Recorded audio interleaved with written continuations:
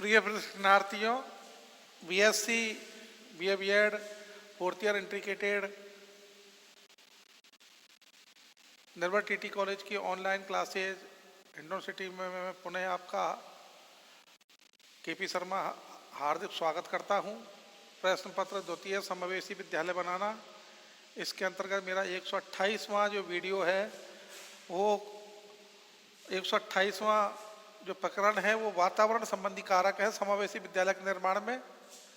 समावेशी जो विद्यालय है उसके निर्माण में जो वातावरण संबंधी कारक हैं उसके बारे में मैं आपको विचार विमर्श कर रहा हूँ। ये चैप्टर तो कक्षा कक्ष और कक्षा कक्ष का वातावरण आदि अधिगम अनुकूल होना चाहिए। वातावरण कैसा होना चाहिए बालकों के अनुकूल, तो इसमें मैं आपको थोड़ा बताने का प्रयास कर रहा हूँ। पूरा सरल, उसमें चैप्टर तो लंबा ही है लेकिन मैं इसको शॉर्ट रूप में आपको समझा रहा हूँ। तो देखिए, मेरा जो चैप्टर चल रहा है वो यही चल रहा है, समावेशी विद्यालय का निर्माण। अब इसमें आता है वातावरणीय कारक कि वातावरणीय कारक वहाँ का वातावरण कैसा है, ग्रामीण क्षेत्र है, शहरी क्षेत्र है, दूर दराज, पहाड़ी, रेगिस्तानी, कैसा क्षेत्र है, कैसा वहाँ का परिवेश है, उसके ऊपर वातावरणीय जो कारक है इसका बहुत प्रभाव पड़ता है समावेशी विद्यालय निर्माण में। फिर भी देखिए जो तो कक्षा का वह स्थान है जहाँ शिक्षक और छात्रों के मध्य में अंतःक्रिया पाई जाती है। ध्यान से सुनना, कक्षा कक्ष वह स्थान है, लिख देता हूं इसको, कक्षा कक्ष वह स्थान है जहां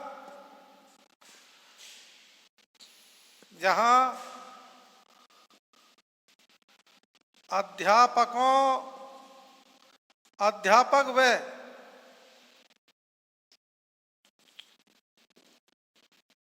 छात्रों के मध्य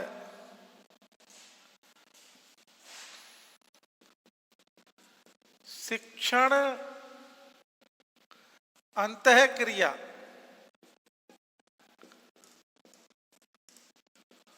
पाई जाती है।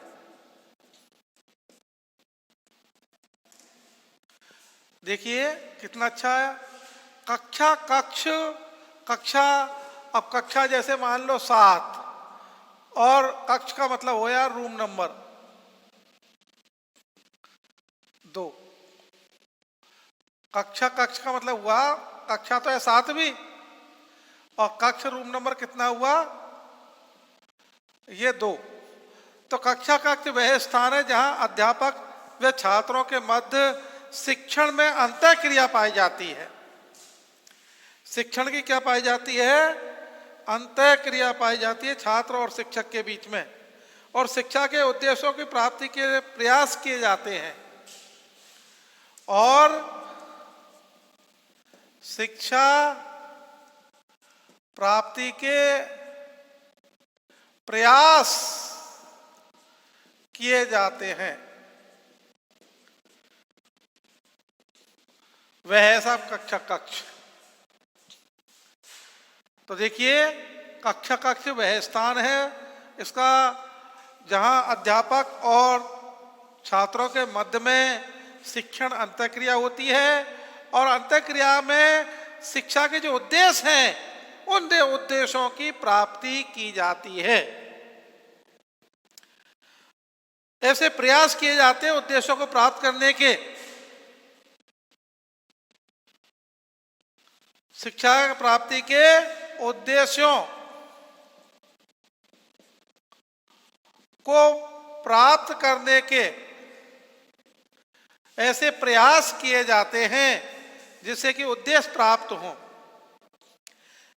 कक्षा कक्ष का वातावरण अधिगम अनुकूल होना चाहिए छात्रों के, जैसे छात्र हैं वैसा ही कक्षा कक्ष का अनुकूल वातावरण होना चाहिए। नहीं हो अल्लाह, रेलवे स्टेशन सब्जी मंडी की तरह आवाज आ रही है, दुर्गंध आ रही है, अंधेरा है, ये नहीं होना चाहिए। और जो विशिष्ट बालक हैं, समावेशी बालक हैं, जो छात्र वैसे हैं जिनको समावेशी विद्यालय में पढ़ाना है, तो उनके लिए वैसे ही संसाधन उपलब्ध होने चाहिए कक्षा कक्ष में, और उनको आगे बैठाना चाहिए अगली सीट पर।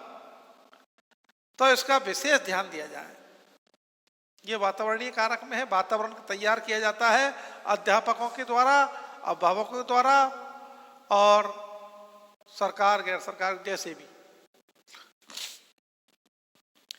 तो देखिए, कक्षा कक्ष का वातावरण अधिगम अनुकूल होना चाहिए। छात्रों को बैठने के लिए उचित व्यवस्था होनी चाहिए। इन्हें घच्चम गच भेड़ बकरियों की तरह हो रहे हैं। और प्रकाश, हवा आदि की उचित व्यवस्था अधिगम में सहायक होती है। आप देखो, कक्षा कक्ष में अगर आवाज लाइट चली जाती है तो आवाज शोरगुल होने लग जाता है। अरे साहब लाइट गई, अरे साहब गर्मी लग रही, लाइट गई, पंखा चलाओ। तो ये क्या है? अधिगम प्रभावित होता है। इससे शिक्षा कक्षा का वातावरण दूषित हो जाता है। इसलिए इन संसाधनों का होना बहुत ही आवश्यक है। उचित वातावरण होना चाहिए, स्थान होना चाहिए बैठ के लिए। ये नहीं सटे हुए एकदम बिच्चम भीड़ में, भीड़ भाड़ से दूर। पर्याप्त स्पेस होना चाहिए, प्रकाश की व्यवस्था हो कक्षा कक्ष में, वायुदार हवा वाला हो जिससे गर्मी नहीं लगा, अंधेरा नहीं रहे, और ऐसा वातावरण होना चाहिए कक्षा कक्ष का जो आनंद आ जाए, पढ़ाई में अच्छी तरह मन लगे।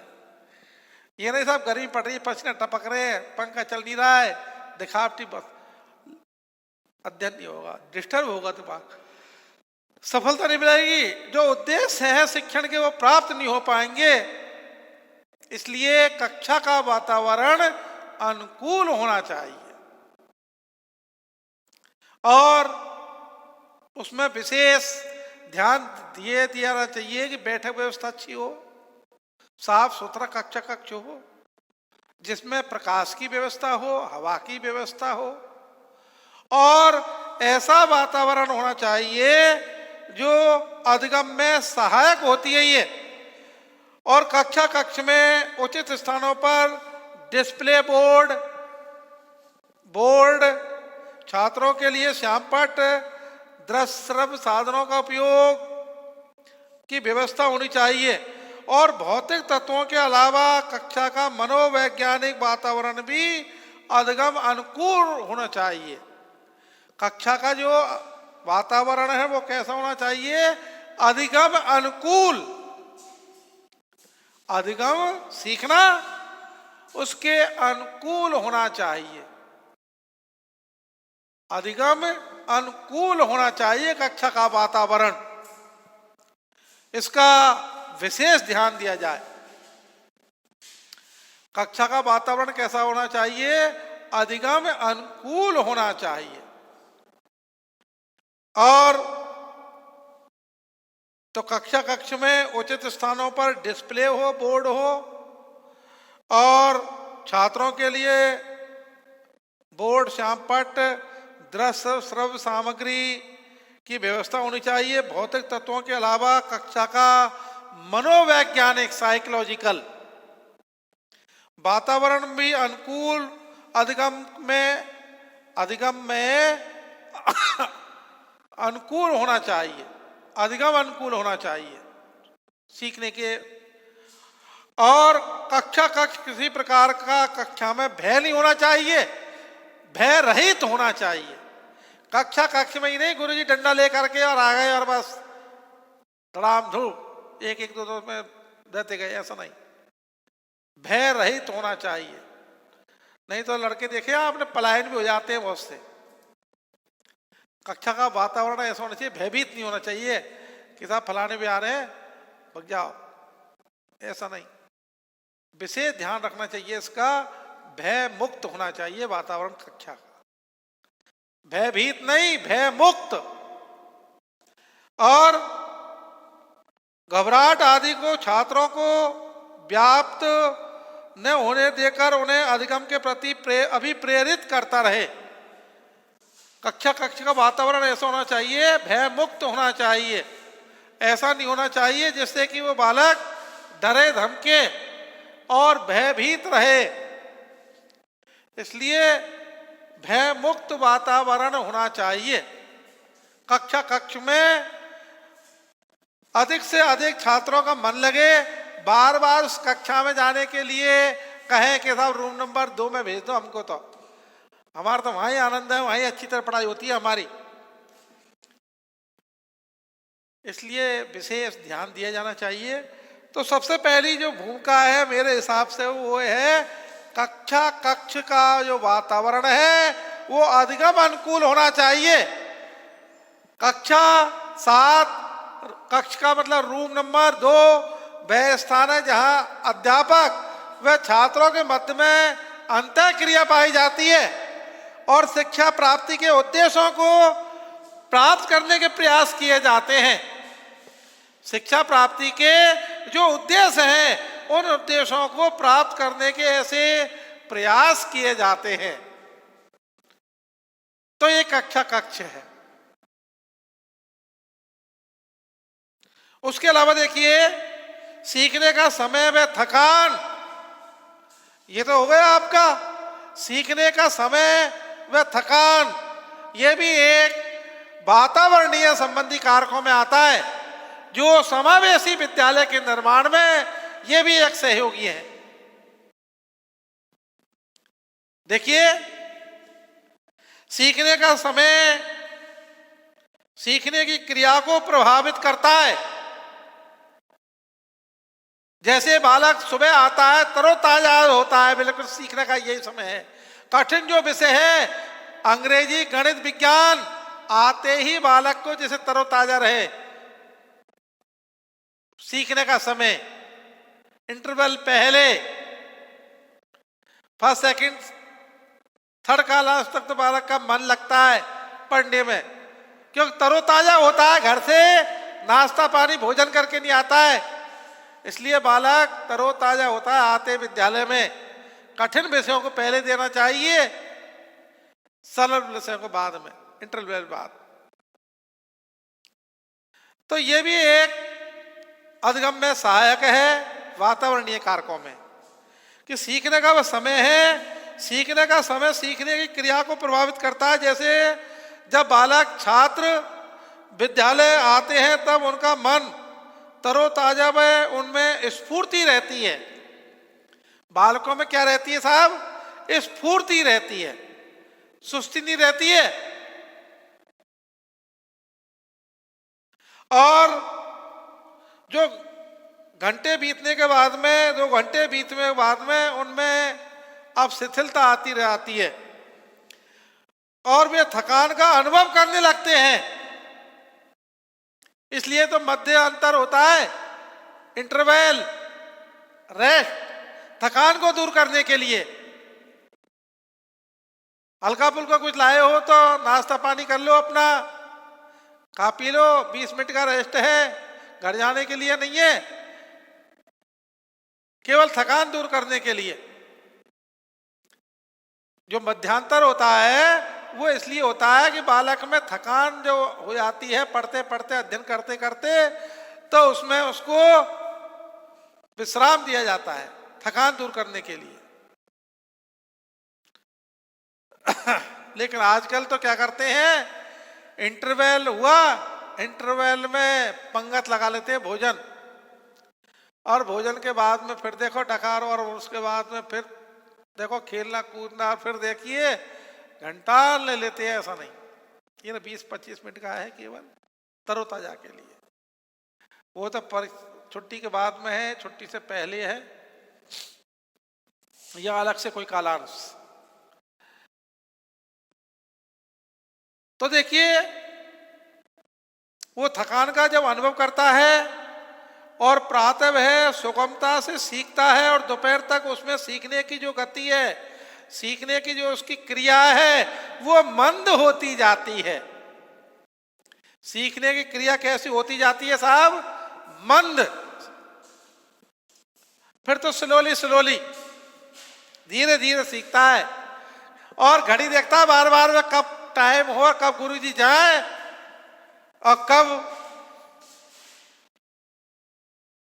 इसलिए सीखने की जो क्रिया है उसको मंद होती जाती है, धीरे धीरे धीमे, और लास्ट कालांश में तो बड़ी मुश्किल से रुक पाता है। लास्ट का कालांश इसलिए ही होता है खेलने कूदने का, बाल सभा वगैरह, अंताक्षरी वगैरह जो भी, और आते ही तो प्रार्थना हुई, या प्रार्थना के बाद में अंग्रेजी, गणित, विज्ञान, ये नहीं दे रही साहब हिंदी। इसलिए सीखने के समय अनुरूप छात्रों को कठिन विषयों का ज्ञान प्रातः काल में, वे आसान विषयों का जो वह रुचिकर जो विषय हैं, गीत संगीत वगैरह, उनको मध्यांतर के बाद में दे करके अधिगम को, उनकी सक्रियता को बनाया जा सकता है। जो बालक की सक्रियता है उस सक्रियता को बनाया जा सकता है। किसके माध्यम से? उस वातावरणीय कारक। और उसमें क्या है कि सीखने के समय में थकान, बालक में जो सीखने का समय है वह थकान है, वो उस समय होती है जब बालक उनमें रुचि लेता है, उनमें सीखता है, और कठिन विषयों को इसलिए पहले रखा जाता है तरोताजा आते ही वक्त, और बाद में तो उसको रुचिकर जो विषय है, कहानी आदि वगैरह, उनको बाद में दिया जाता है। इसलिए इसका भी एक गहरा प्रभाव पड़ता है साहब। ये भी वातावरणीय संबंधी कारकों में है। अब संसाधन कक्ष, उनमें अधिक क्षमता युक्त बालकों के विशेष शैक्षणिक आवश्यकताओं को पूरा करने की क्षमता होनी चाहिए। ऐसे संसाधन कक्ष होने चाहिए। देखिए, प्रत्येक विद्यालय समावेशी नहीं होता है,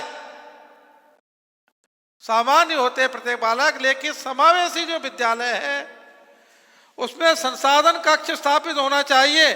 उसमें अधिगम क्षमता युक्त जो बालक हैं उनके लिए विशेष शैक्षिक वातावरण की आवश्यकता होती है। उनके लिए विशेष शैक्षिक वातावरण की आवश्यकता होती है। उसे पूरा करने के लिए उपयुक्त सामग्री उपलब्ध करवाई जाए, और विशेष शिक्षक जो अधिगम क्षमता युक्त बच्चे हैं उनको विशेष आवश्यकता की पूर्ति के लिए कुछ निम्नलिखित सामग्री अवश्य होनी चाहिए। ये समावेशी विद्यालय में बहुत ही आवश्यक है। इसलिए संसाधन कक्ष प्रत्येक समावेशी विद्यालय में होना चाहिए, और वो सामग्री बालक के अनुरूप होनी चाहिए। जैसी विद्यालय में वो बालक उपलब्ध है, उन बालकों के अनुरूप ही होनी चाहिए, जिससे कि बालक अधिक से अधिक शिक्षण को प्रभावी बना सके, सीख सके, अधिगम क्रिया उनकी उपयुक्त हो सके। इसीलिए मैं कुछ सामग्रियों के नाम बता रहा हूं जो संसाधन कक्ष में उपलब्ध होनी चाहिए। कंप्यूटर सिस्टम पहले नंबर 1 होना चाहिए। कंप्यूटर,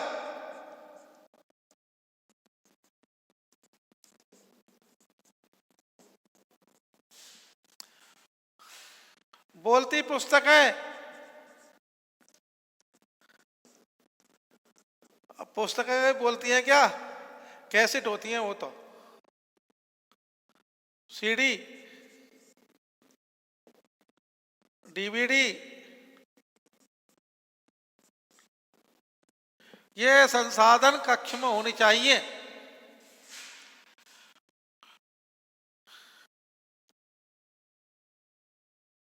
एलसीडी,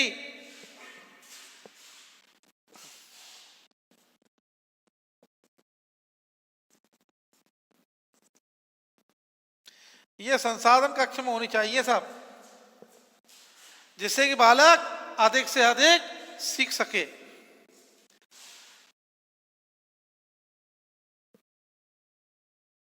नवी दीवार घड़ी भी होनी चाहिए टाइम देखने के लिए।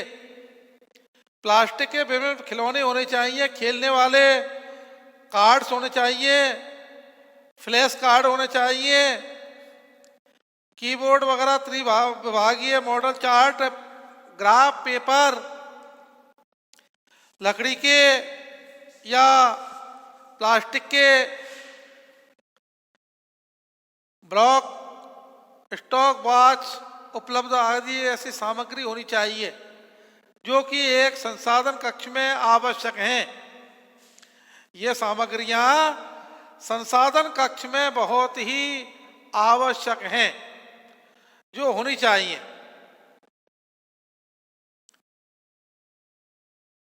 मतलब प्रत्येक संसाधन कक्ष में तो ऐसी सामग्री अधिक से अधिक होनी चाहिए जिससे कि बालक अधिक से अधिक संसाधन कक्ष का लाभ ले सके और उन सामग्रियों को उपयोग कर शिक्षण को प्रभावी, अधिगम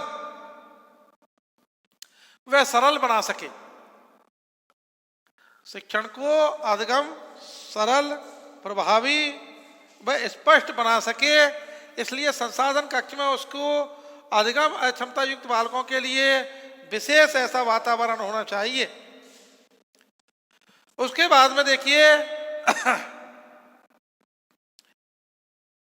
जो अधिगम क्षमता युक्त बालक हैं उनको लिए विशेष शैक्षणिक आवश्यकताओं क्या होती है। शैक्षणिक आवश्यकता जो सामग्री है आवश्यक, उसको पूरा करना चाहिए। इनके लिए शैक्षिक अतिरिक्त जो विशेषज्ञ शिक्षक हैं वो भी उपलब्ध करवाए जाएं। अतिरिक्त विशेष प्रशिक्षण युक्त जो अध्यापक हैं, छात्रों को स्वयं निर्मित शिक्षण सामग्रियों को भी संसाधन कक्ष में रखा जाना चाहिए। चार्ट, मॉडल वगैरह जो होते हैं जो स्वयं निर्मित होते हैं अध्यापकों के द्वारा, किसी पेंटर से या किसी कारखाने या किसी उसमें नहीं, स्वयं निर्मित अध्यापक के द्वारा, वो भी उसमें रखी जानी चाहिए। पिछले साल की हैं, उनको आने वाले सालों में बताना चाहिए कि इस सत्र में, पिछले सत्र में ये उपलब्धियां थी, इस सत्र में ये उपलब्धियां हैं। इस प्रकार के कार्य करने की बहुत आवश्यकता है।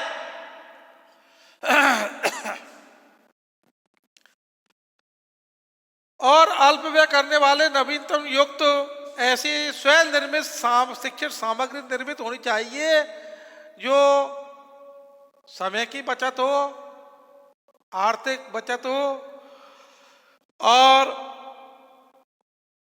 ऐसे संसाधन कक्ष में रखना चाहिए जो बालकों के द्वारा, अध्यापकों के द्वारा बनाई गई है और छात्रों को स्मृति एवं श्रवण शक्ति,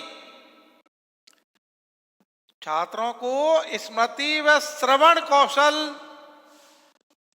विकसित करने के लिए विभिन्न प्रकार के कविताएं, टाइटल्स, राइम्स, गीत आदि व दृश्य सामग्री रखे जाने चाहिए इस संसाधन कक्ष में। इस संसाधन कक्ष में ये सभी रखे जाने चाहिए जिससे कि बालक अधिक से अधिक सीख सके, अधिक से अधिक इनका लाभ ले सके। अब सामग्री तथा उपकरण, सामग्री तथा उपकरण ये भी होने चाहिए। सामग्री और उपकरण होने चाहिए किसमें? समावेशी विद्यालय के वातावरणीय कारकों में ये भी एक आवश्यक है कि सामग्री होनी चाहिए। संसाधन कक्ष में थी लेकिन सामग्री इसमें भी होनी चाहिए। सामग्री और उपयुक्त उपकरण होने चाहिए। सामग्री और उपयुक्त ऐसे उपकरण होने चाहिए जो प्रत्येक समावेशी विद्यालय के वातावरणीय कारकों में आवश्यक है। जैसे विभिन्न प्रकार की अक्षमता जो ग्रस्त बालक हैं, उन बालकों के लिए सामान्य बच्चों को तो एक साथ पढ़ाने में, उनमें विशिष्ट अक्षमता से जो ग्रस्त बालक हैं, ऐसे बच्चों पर विशेष ध्यान रख करके इनके लिए यथोचित व्यवस्था करना आवश्यक होता है। यथोचित व्यवस्था करना क्या होता है, आवश्यक होता है। और विभिन्न प्रकार की अक्षमता वाले जो बालक हैं उनकी जो आवश्यकता है वो भिन्न भिन्न होती है। कोई हैंडीक्राफ्ट है, अंग भंग है, कोई बहरा है, कोई अंधा है, कम दृष्टि दोष, हर तरह की विभिन्नताएं होती है बालकों में, विकलांगों में एक तरह की विकलांगता नहीं होती है। इसलिए उनके लिए अलग अलग तरह के संसाधन उपलब्ध होने चाहिए। मान लो अंग भंग है, उसके लिए व्हील चेयर, बैसाखी आदि की व्यवस्था हो, और जो दृष्टिहीन है उनके लिए ब्रेल लिपि की आवश्यकता हो, उपलब्ध करवाई जाए। और जो बहरे हैं या कम श्रवण शक्ति है उनके लिए बैरोमीटर वगैरह जो श्रवण यंत्र है उनका उपयोग किया जाए।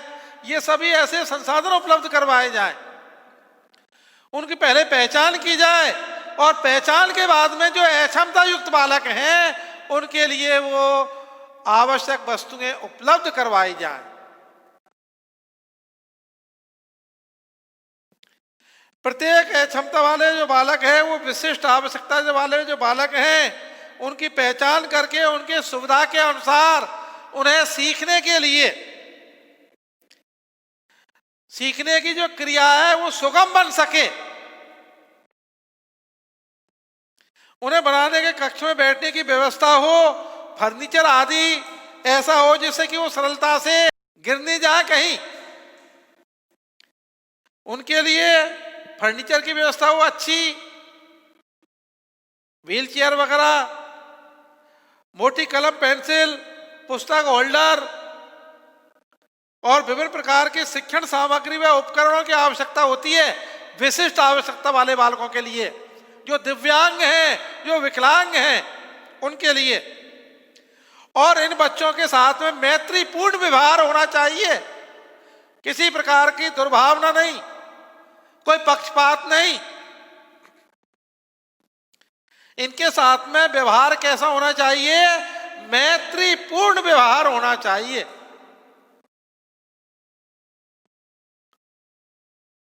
और उनकी उपस्थिति अनुपस्थिति में कोई अशोभनीय बात न करें। छात्र जो सामने बैठा हो ये नहीं, ये लंगड़े इधर आ, ये बहरे चल देते, ऐसा नहीं, बड़े सरलता से स्पष्टता से मैत्री भाव होना चाहिए, फॉर्मेलिटी नहीं, भयभीत नहीं। बालक इतना भयभीत न हो कि शिक्षा के डर से आए नहीं कक्षा में ही, रोने चिल्लाने लग जाए, भाग जाए, विद्यालय पलायन। जो विभिन्न क्षमता वाले जो बालक हैं उनको नाटक, संगीत, खेलकूद व प्रार्थना सभा में प्रतिभाग करने के लिए उनको प्रोत्साहित करना चाहिए कि वो अधिक से अधिक उनमें जुड़े, अधिक से अधिक उनमें आए और अधिक से अधिक सीखें। ऐसी उनकी व्यवस्थाएं होनी चाहिए। इसलिए ऐसा वातावरण तैयार किया जाना चाहिए, उनकी जो बालक हैं उनकी उपस्थिति अनुपस्थिति में मुंह पर या पीठ पीछे किसी प्रकार के कोई अशोभनीय बात नहीं करना चाहिए जिससे कि उनको सुनने पर बड़ा कष्ट पहुंचे। ऐसा नहीं होना चाहिए, अशोभनीय बात नहीं होनी चाहिए। और ऐसे बालकों को अपनी बात कहने के अवसर देना चाहिए कि हाँ बेटा शाबाश, वेरी गुड, थैंक यू, उनको प्रोत्साहित करना चाहिए। ऐसे बालकों के लिए पुनर्बलन देना चाहिए, शाबाश बेटा शाबाश, वेरी गुड, थैंक यू, इस तरह बोलो। इस प्रकार से उनको प्रोत्साहित किया जाना चाहिए। जो विभिन्न क्षमता वाले जो बालक हैं उनके लिए नाटक, संगीत, खेलकूद, प्रार्थना सभा में प्रतिभाग करने के लिए उनको प्रोत्साहित करना चाहिए, जिससे कि वो अधिक से अधिक उनमें जुड़ सकें, अधिक से अधिक उनमें लाभ ले सकें। इस प्रकार का वातावरण तैयार किया जाना चाहिए।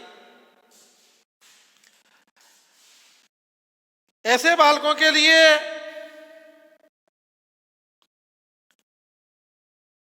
कई ऐसी सामग्री हैं जो विद्यालय में या संसाधन कक्ष में आवश्यक रूप से होनी चाहिए।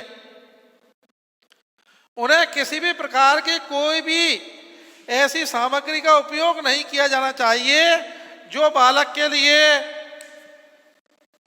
प्रभावित करे, बालक की मानसिक वेदना आदि को कष्ट पहुंचाए। बालक के साथ में किसी भी प्रकार का कोई भी भेदभाव नहीं होना चाहिए।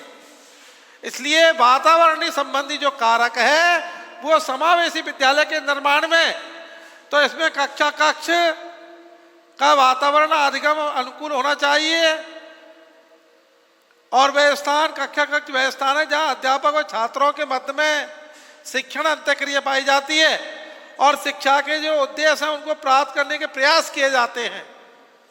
सीखने का समय में थकान आते वक्त बालक तरोताजा होता है और उसको कठिन विषय तो आते वक्त और सरल व जो रुचिकर उपयोग जो विषय हैं वो बाद में मध्यांतर के संसाधन कक्ष में अधिक से अधिक क्षमता युक्त बालकों के लिए विशेष शैक्षिक वातावरण आवश्यकताएं पूरा करने की होती है। उसमें कंप्यूटर सिस्टम, बोलती पुस्तकें और सीडी, डीवीडी, एलसीडी आदि का उपयोग किया जाए और सामग्री तथा उपकरण ऐसे होने चाहिए जिससे बालक अधिक से अधिक रुचि ले सके, अधिक से अधिक सीख सके। ऐसे प्रयास करने चाहिए। समय की बाध्यता को देखते हुए मैं मेरे इसको यहीं विराम दे रहा हूं। आपके लिए धन्यवाद, पुनः धन्यवाद।